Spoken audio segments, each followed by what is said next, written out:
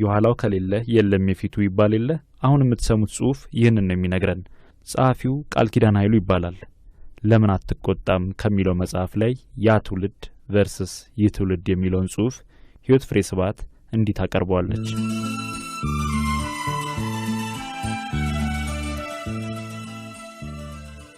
ያ ትውልድ ቨርስስ ይህ ትውልድ።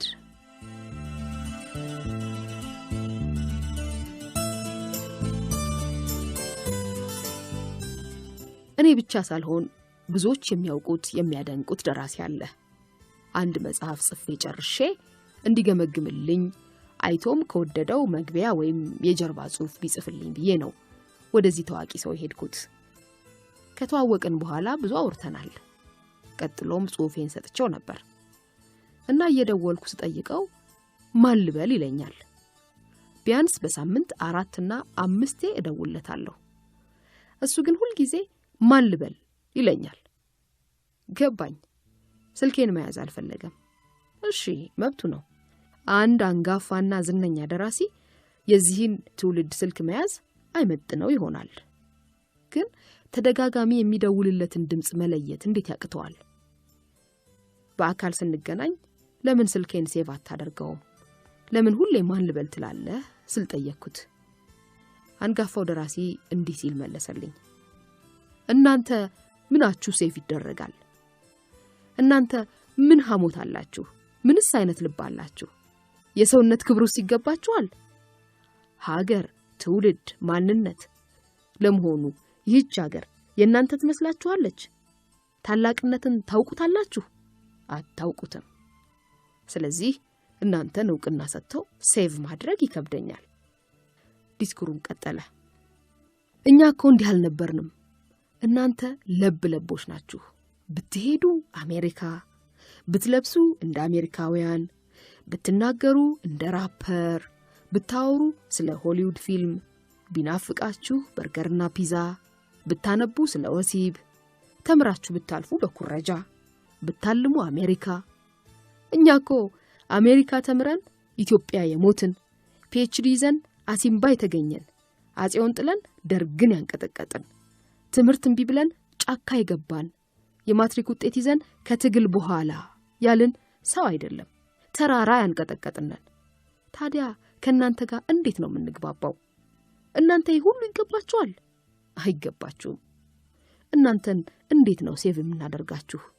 ለብ ለብ አለኝ የግንባሩ ስሮች ተገታትረው። ለብ ለብ አንጋፋው ትውልድ ለአዲሱ የሰጠው ስም ነው።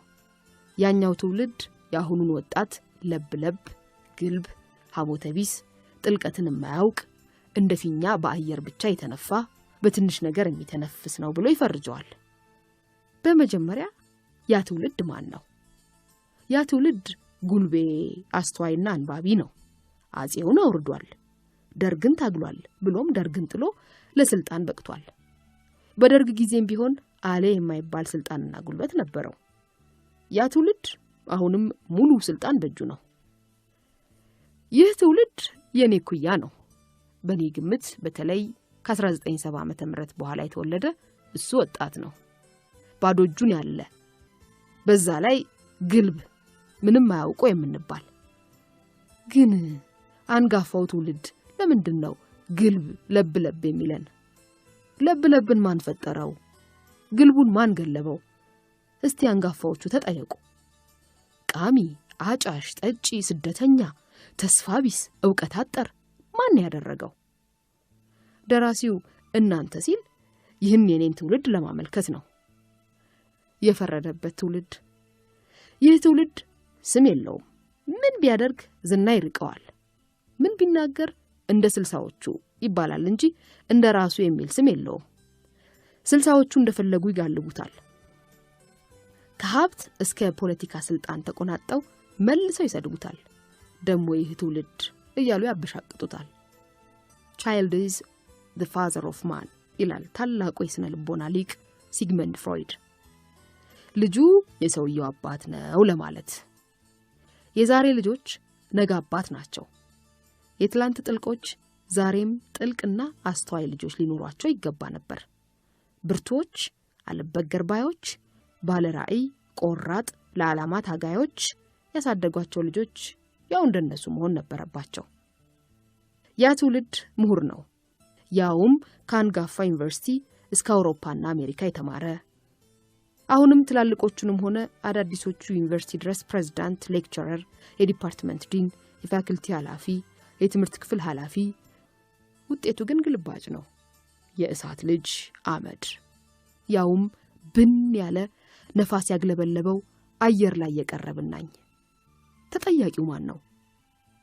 ወጣቱ የኔ ትውልድ ነው ካላችሁ እኛማ በፍጹም አንጠየቅም ብላችኋለሁ።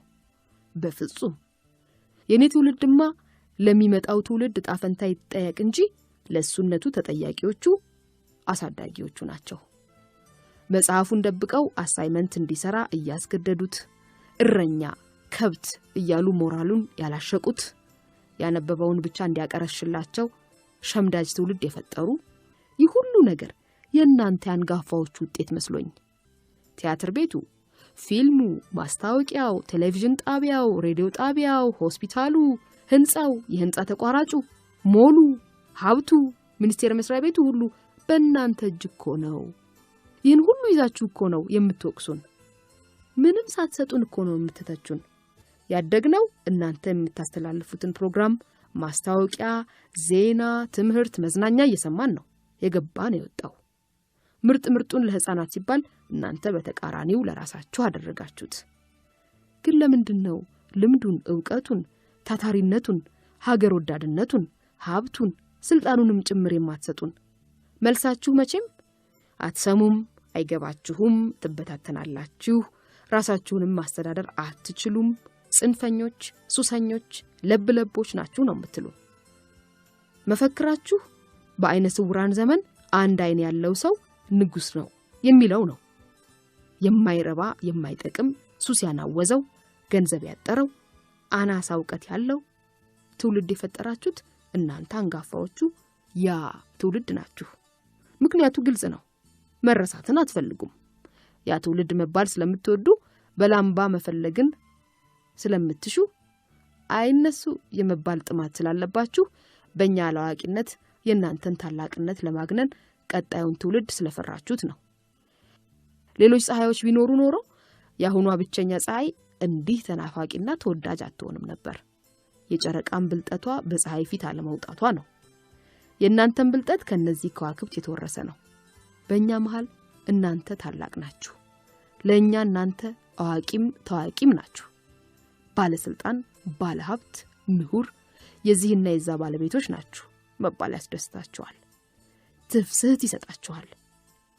አንድ ላይ አድጋችሁ የተከፋፈላችሁ፣ በጥልቀት ተምራችሁ በለብለብ ያስተማራችሁን፣ ጥሩ ኑሮ ኖራችሁ በእኛ ላይ ያከበዳችሁት፣ በቂ መሬት ከያዛችሁ በኋላ የሊዝ ህግ ያወጣችሁብን፣ ንብረት በደንብ ከያዛችሁ በኋላ ንብረት እናስመዝግብ አላችሁ። ማስተርስና ዶክትሬት ዲግሪያችሁን ከያዛችሁ በኋላ መማርን እንደ ቅንጦት አያችሁት። ክፍያውን አስወደዳችሁብን። ማን እንዳትሉኝ እናንተ ያ ትውልድ። ባንወቃቀስ ይህ ትውልድ የራሱ ስሜት አለው። በራሱ መንፈስ ሊመራ ይገባዋል። መለኪያው የስልሳዎቹ መንገድና ልክ መሆን የለበትም። ትውልድ ዘመኑን ነው የሚመስለው እንጂ አባቶችን አይተካም፣ ግዴታውም አይደለም። ኃይል፣ ወኔ፣ ብልሃት፣ ጥልቀት አለው። ብዙ ያውቃል፣ አቅም አለው የሚባለው ትውልድ እኮ ዛሬ ሊወቅሰን ሳይሆን ፍሬ ያለው ነገር ሊያቆይልን ይገባ ነበር። ኃይለኛ ነኝ ካለ ኃይሉ በንግግር ሳይሆን ለዚች ሀገር ጠብ የሚል ነገር ሲያተርፍላት ነበር። ዛሬ ሐሞተ ቢስ የሚለን ከፈለጋችሁ ግቡና ሞክሩን የሚለን ምን ለማለት ነው? የኛ ሩጫ ማራቶን ሳይሆን ዱላ ቅብብል ነው ብለው ነበር። እኛ ደግሞ እንዲህ እንላለን፣ ዱላ ቅብብሉን ከወሬ ይልቅ በተግባር አሳዩን፣ በእውቀት ላይ እውቀትን ጨምሩልን እንጂ ከናንተ የተረፈው ብቻ አይድረሰን። ያላችሁን ልምድ እንዳለ ስጡን እንጂ እንደ ባንዲራ ተሰቅላችሁ እኛን ብቻ ቅዱስ ቅዱስ በሉን አትበሉን። እንመራረቅ እንጂ አንረጋገም፣ እንወዳደስ እንጂ አንቦዳደስ። በክብር ባንዲራውን እንረካከብ እንጂ አንነጣጠቅ። አሳድጉን እንጂ አደግድጉ አትበሉን። ኮፐርኒከስ ለሰር አይዛክ ኒውተን ሰጠ፣ ኒውተን ለአልበርት አቀበለ፣ ከአልበርት ደግሞ ለስቴፈን ሃውኪንግና ብዙ የፊዚክስ ጠበብቶች ዕውቀቱን ተቀብለው ለወደፊት እያሻሻሉት ነው። ይህ አውሮፓና አሜሪካ ውስጥ የሆነ የፊዚክስ ዕውቀት ሽግግር የጠቢባን ቅብብሎሽ ነው። አባት በፍቅር ሲያስረክብ ልጅ በዕውቀትና በብርታት ይቀበላል። ለበለጠ መሻሻልና መብቃት በሙሉ ኃይሉ ይሰራል። ምክንያቱም መተሳሰሪያው ፍቅርና ዕውቀት ስለሆነ አባት ሳይጠየቅ ሳይለመን ለልጁ ስላስረከበ ልጅም ለመቀበል ዝግጁና ብቁ ሆኖ ስለተገኘ መቀባበል እንዲህ ነው እንጂ ከቦታ ቦታ መቀያየር አይመስለኝም። ጉልቻ ቢቀያየር ወጥ አያጣፍጥም አይደለም የሚባለው። ቅብብሎሹ ቀናነትና ፍቅር ከተሞላበት ለነገ ደስታ እንጂ ስጋት አይመስለኝም። ችግሩ በግድ ስጡን ያለን ዕለት ነው። እናንተም እንቢ እኛም ማምጡ የዛኔ ጨረስኩ። ግን ከመጨረሴ በፊት እንዲህ ብል መልካም ነው። ዓላማዬ የኔን ትውልድ ቅዱስ አድርጌ ያን ትውልድ በጅምላ ለፈረጅ አይደለም። የጠፋ የጎደለና ያልተሳካውን የቀድሞው ትውልድ ላይ ልደፈድፍ አልተነሳሁም። እኩዮቼን ከፍጹም ተጠያቂነት ነፃ ላወጣቸውም አይደለም። ከላይ ያልኩት ሁሉ ያ ትውልድን በአጠቃላይ ፈርጄ አብሮ አደጎቼን ከችግሩ ነፃ ላወጣ በመሻትም እንዳይመስላችሁ። የማወራው ብዙ ትችት በዚህ ትውልድ ላይ ስለበዛ እኛም እንዴት እንደምናየው እንድትረዱልኝ ነው እንጂ ለትውልዱ የወደቁ የሞቱ የተጋደሉ አሁንም የሚለፉና የሚታገሉትን እኛም ታሪክም አንረሳቸውም።